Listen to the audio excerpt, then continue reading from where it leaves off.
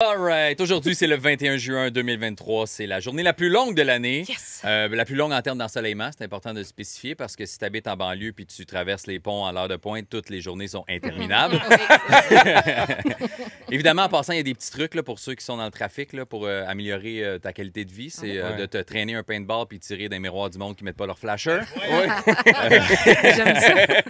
Te déguiser en princesse, ouvrir toutes les vitres de ton auto, mettre la toune de la Reine des Neiges puis regarder les gens voir comment ils réagissent. Sinon, pour ceux qui aiment les challenges, tu peux embarquer avec ta blonde, te bander les yeux, conduire de reculons en suivant ses indications à elle. Come on!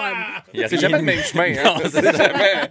Il n'y a rien de mieux pour se sentir vivant que de passer proche de la mort. Bref, c'est un beau défi de communication aussi. C'est à gauche, gauche, gauche, gauche! En tout cas. L'autre! Sinon, l'option la plus sécuritaire pour te rendre dans le trafic et rendre ton temps plus agréable, c'est d'écouter le 96.9. C'est quoi? Avec Mike Baudouin, le gars qui fait la météo avec la voix la moins monotone du Grand Montréal. FR. Mais bon, c'est pas ça que je voulais parler aujourd'hui. Je voulais vous parler du fait que, oui, c'est la journée la plus longue, mais pour plusieurs, c'est la fin des classes, comme ma fille aujourd'hui.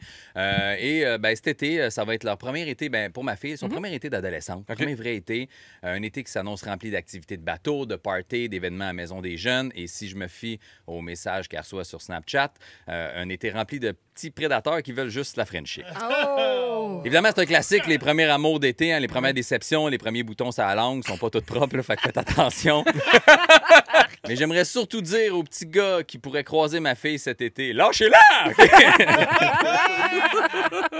Je sais qu'elle peut faire ce qu'elle veut, là, OK? Je suis juste pas prête à vivre ça, on dirait, là, parce que des fois, je fais des vidéos sur TikTok avec elle, puis il y a des gars qui commentent « Yo, monsieur, ta fille est chaude. » Oh, non, man! Non. Tu peux pas être impoli et poli à la fois. Tu comprends? Tu peux pas m'appeler monsieur dans la même phrase puis dire que ma fille est chaude, OK? Soit t'es poli, soit t'es effronté, puis dans les deux cas, je t'haïs anyway, OK? De toute façon, je pense que j'ai bien éduqué ma fille. Je pense que j'ai montré à mettre ses limites puis pas se laisser faire. Elle n'a pas toujours maîtrisé la technique, par exemple. OK? Je me souviens une fois quand elle avait peut-être 7 ans, j'ai reçu un appel du directeur de l'école parce qu'il y a eu un conflit avec un petit gars. Okay. Et je suis arrivé dans le bureau du directeur, les deux enfants étaient là, puis le directeur a dit à ma fille de s'expliquer, puis ma fille, elle m'a regardé, elle a dit « J'étais dans le rang, puis Alexis, il m'a poussé, puis j'ai dit « Si tu me pousses encore, je te kick dans la gorge. » J'étais comme « OK. » OK, quand même. Et le directeur a dit « Avez-vous quelque chose à dire? » Je fais « Ouais, je suis fier de toi, ma puce, bravo. » Alexis, si t'as repoussé, c'est moi qui te kick dans la gorge. Aujourd'hui, elle avait 7 ans, fait que c'était cute à l'époque. Évidemment, aujourd'hui, c'est un peu différent. Aujourd'hui, quand elle s'exprime, c'est juste comme « Ah, ça y est, sérieux. » Je sais. C'est charmant. Je sais que je peux pas faire grand-chose au fait qu'il y a des gars qui s'intéressent à elle. Ça fait partie de la vie, mais quand t'es un papa, c'est une étape que t'es pas nécessairement prêt à vivre, t'es un peu stressé avec ça. J'y fais confiance, mais je sais qu'elle peut tomber dans le panneau puis penser que les gars est gentil, puis il est pas gentil, c'est un beau parleur. Elle va tomber sur un gars comme Anthony là, qui anime après nous autres. Là, elle va me revenir en faisant « Je pense que je suis en amour. » Non, t'es pas en amour, t'es juste aveuglé parce qu'il te fait des compliments, il a du charisme puis une voix grave. OK, décroche!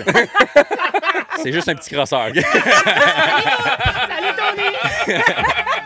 Clin d'œil. C'est pourquoi je le sais? Parce que j'étais pareil. Okay? Ouais, me semblait aussi.